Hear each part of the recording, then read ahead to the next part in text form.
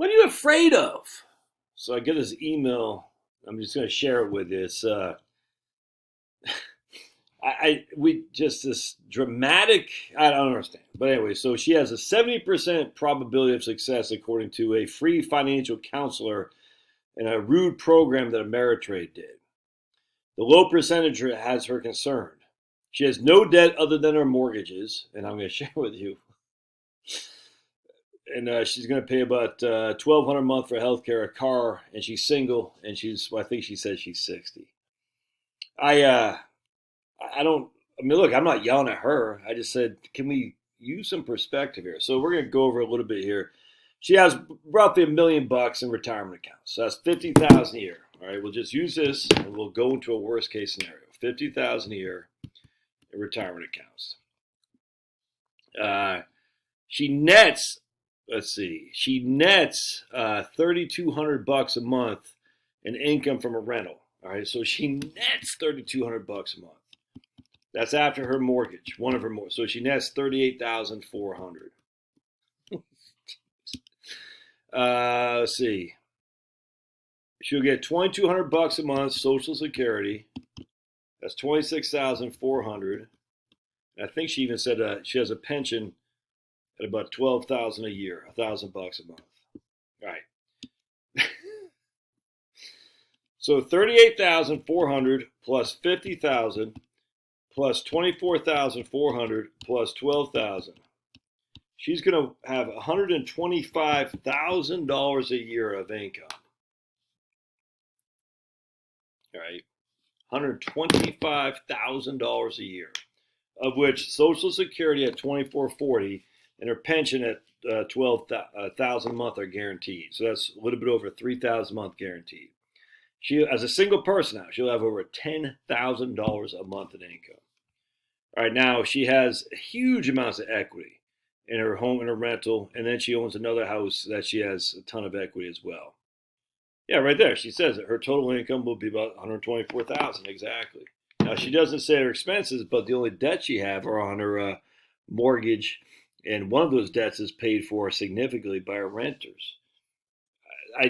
Let's just say the markets fall to, instead of $1 million, now it falls to, we'll just say $500,000. All right. So now it's 25. Oops, I should 25. So instead of taking $50,000 a year, she's taking $25,000 a year, which I would even argue that because you're single, dude. You're single. You know, the likelihood of you live until you're 90 is very low, but let's just say it does. All right. So you're single. You take 50. If you take $50,000 a year out of a $500,000 portfolio, assuming that it drops 50%, that's a 10% distribution yield. Yeah, probably aren't going to get away with that for 25 years, but you certainly can get away with it for 10.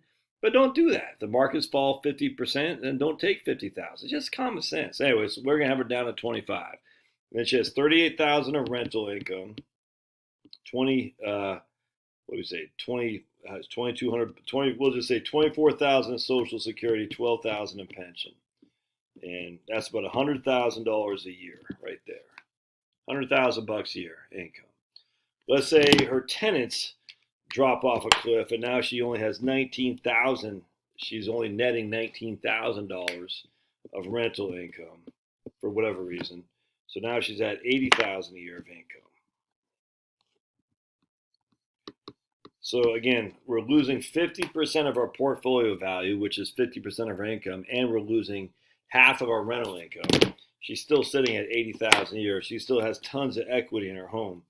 You know, I don't know what to tell you, man, but if you can't make up 80,000 a year, I don't know. I literally don't know what to tell you. I mean, because you can easily sell one of your houses if you needed to. Take all the equity, just live off it. I don't get it. I mean, I'm not trying to be mean to this lady, but she goes, I'm so sick of the rat race.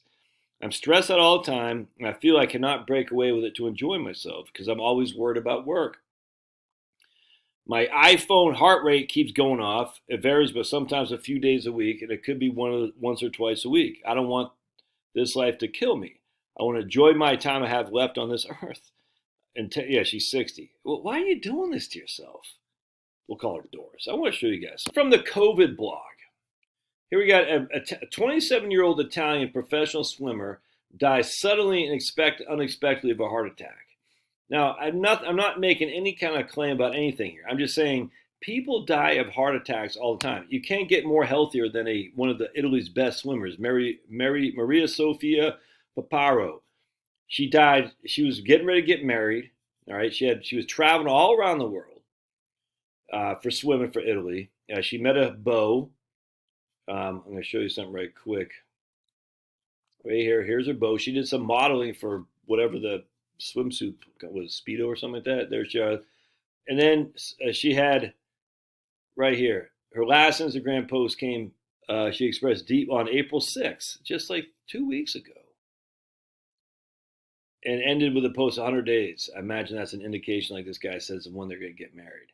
So that's April 6th. And then her last Facebook post was April 7th when they went to Zion National Park in Utah. And then right here, April 12th, confirming that she passed away from a likely a heart attack. April 12th. She died suddenly from a massive heart attack. Here's a cop right here who died suddenly from look, the point being is, regardless of what the hell's going out there, you don't have any. There's no time to waste, man. You're killing yourself to live. Stop doing that. I don't. It's too. You don't have. Regardless of your stances on all these other political stuff going on today, the facts are, if you are stressed at work, that is not good for your soul. It's certainly not good for your body. And you have the resource to get the hell out of a job, then get the hell out of a job. Get the hell out of Dodge. Man, I feel bad for this woman who emailed me because she's so stressed out. 70% probability of success. Do you even know what they're using for rates of return? Do you know what they have you for expenditures? Do you even know anything that they're using? And I don't even care. Because what's the likelihood you're going to live until you're 90 anyway if you're so stressed? What are you afraid of? Crazy to me, man. Sell, if you need to, sell the freaking house, your rental, take the equity, just live off that. Now, again, I'm not trying to badger this lady. I'm trying to give her some tough love. But what is it that people are so afraid of, that they're going to run out of money? It's like we've been conditioned. We're going to run out of money, so you better not go independent. Crazy. All right, we'll see you.